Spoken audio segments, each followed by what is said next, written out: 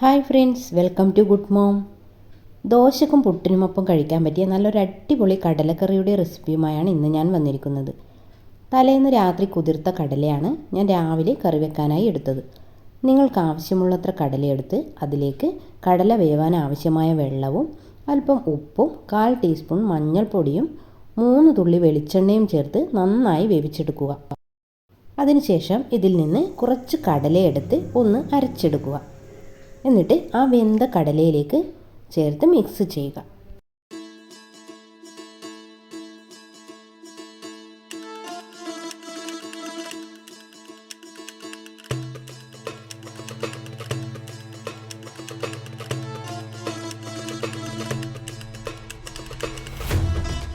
ഗ്രേവിക്ക് ആവശ്യമുള്ളത്ര വെള്ളം ഒഴിക്കുക. ചൂടുവെള്ളമാണ് ഒഴിക്കേണ്ടത് കേട്ടോ. ഇനി ഒരടി കട്ടിയുള്ള പാത്രത്തിലേക്ക് 3 ടീസ്പൂൺ വെളിച്ചെണ്ണ ഒഴിച്ച് കടുക് പൊട്ടിക്കുക. അതിലേക്ക് ഇഞ്ചിയും പച്ചമുളകും വെളുത്തുള്ളിയും കറിവേപ്പിലയും ചെറിയുള്ളിയും ഒക്കെ ചെറുതായി അരിഞ്ഞത് ചേർത്ത് നന്നായി വഴറ്റുക. ഇതിലേക്ക് 1/4 ടീസ്പൂൺ മഞ്ഞൾപ്പൊടി, 1 ടീസ്പൂൺ മുളക് പൊടി, 1/4 ടീസ്പൂൺ കുരുമുളക് പൊടി, 1 ടീസ്പൂൺ മല്ലിപ്പൊടി, 1/4 ടീസ്പൂൺ ഗരം മസാല എന്നിവ ചേർത്ത് നന്നായി മൂപ്പിച്ചെടുത്തതിന് ശേഷം ഒരു നന്നായി പഴുത്ത തക്കാളി ചെറുതായി അരിഞ്ഞ് ചേർക്കുക. തക്കാളി വെന്തുടഞ്ഞതിന് ശേഷം വേവിച്ച് വെച്ച കടല ഇതിലേക്ക് ഒഴിച്ച് നന്നായി തിളപ്പിക്കുക. ഇതിലേക്ക് ഒരു ചെറിയ കഷ്ണം വെല്ലവും ആവശ്യത്തിന് ഉപ്പും ചേർത്ത് കുറുക്കിയെടുക്കുക. നല്ല ടേസ്റ്റുള്ള കടലക്കറി റെഡിയായി.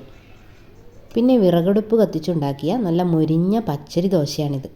നെയ്യ് തടവി ചുട്ടെടുത്ത ഈ ദോശയും കടലക്കറിയും നല്ലൊരു കോമ്പിനേഷനാണ്. നിങ്ങളെല്ലാവരും ഇങ്ങനെയൊന്ന് തയ്യാറാക്കി നോക്കണേ.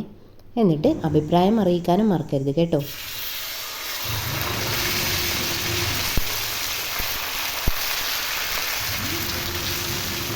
നമ്മൾ വീട്ടമ്മമാർ ഒരാഴ്ചത്തേക്കെങ്കിലും വേണ്ടുന്ന മീൽ പ്ലാൻ ചെയ്യണം. എന്നാൽ നമുക്ക് അടുക്കളയിൽ നിന്നും എന്താ കറി വെക്കേണ്ടത്, അല്ലെങ്കിൽ എന്താ ബ്രേക്ക്ഫാസ്റ്റ് ഉണ്ടാക്കേണ്ടത് എന്ന് ചിന്തിച്ച് വട്ടം കറങ്ങി നിൽക്കേണ്ട അവസ്ഥ വരില്ല. നമുക്ക് ധാരാളം സമയവും ലാഭിക്കാൻ കഴിയും. എന്നെ സംബന്ധിച്ച് മീൽ പ്ലാനിങ് എന്നത് അടുക്കളയിൽ നിന്നും വേഗം രക്ഷപ്പെടാമെന്നല്ലോ എന്ന ചിന്തയാണ്. അതുകൊണ്ട് ഞാൻ മീൽ പ്ലാനിങ് ഒക്കെ ചെയ്യാറുണ്ട് കേട്ടോ. എൻ്റെ കുഞ്ഞു മീൽ പ്ലാനിങ്ങിനെ കുറിച്ച് അടുത്ത വീഡിയോയിൽ കൂടി നിങ്ങളോട് ഷെയർ ചെയ്യാം. അപ്പോൾ ഇന്നത്തെ വീഡിയോ നിങ്ങൾക്ക് എല്ലാവർക്കും ഇഷ്ടമായെന്ന് വിചാരിക്കുന്നു.